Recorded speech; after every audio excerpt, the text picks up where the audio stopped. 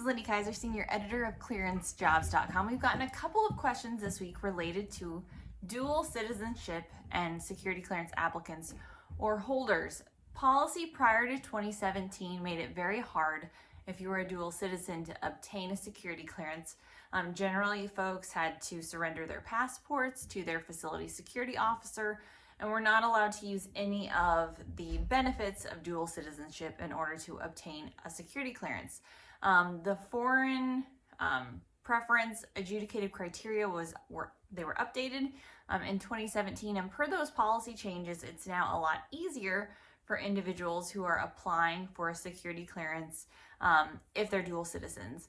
So the country of origin is still a big factor. So UK, Australia, friendly countries, a much different scenario than dual citizenship with Iran, Pakistan, China.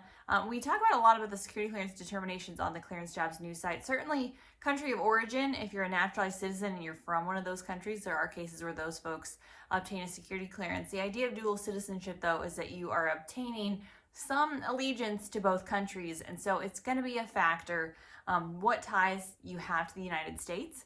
That's why when we read through the Defense Office of Hearings and Appeals decisions, when folks are arguing their case, a lot of times they'll list spouses, children, involvement in the U.S. is a big factor, especially for dual citizens.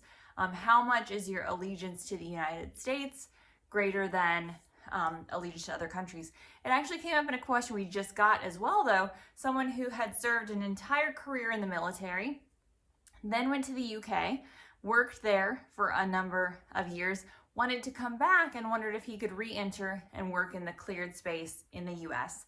Probably not an issue based on my experience. Might be a situation where he would want to contact a security clearance attorney for more feedback on that.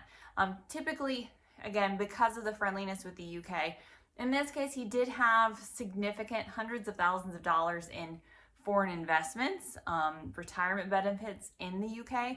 That might be an issue, and that certainly I would expect to not have a quick security clearance determination and potentially to have to mitigate those financial investments pretty severely. If there is a way to divest yourself of foreign investments in another country before applying, might be to your advantage. Again, that's where seeking legal and financial help is in your benefit. You might not need to.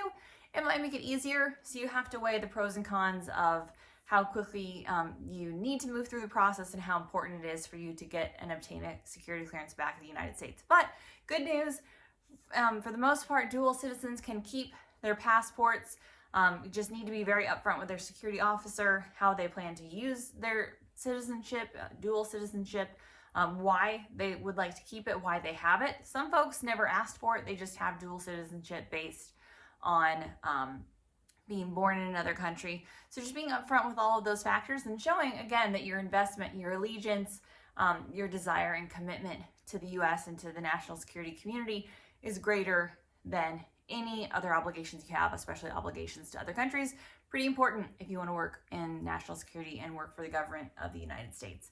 But again, good news, per 2017, a lot easier path for dual citizens to work in the cleared space and in national security. For more on dual citizenship, foreign preference, foreign influence, and updates to adjudicated criteria and guidelines, visit us at ClearanceJobs.com.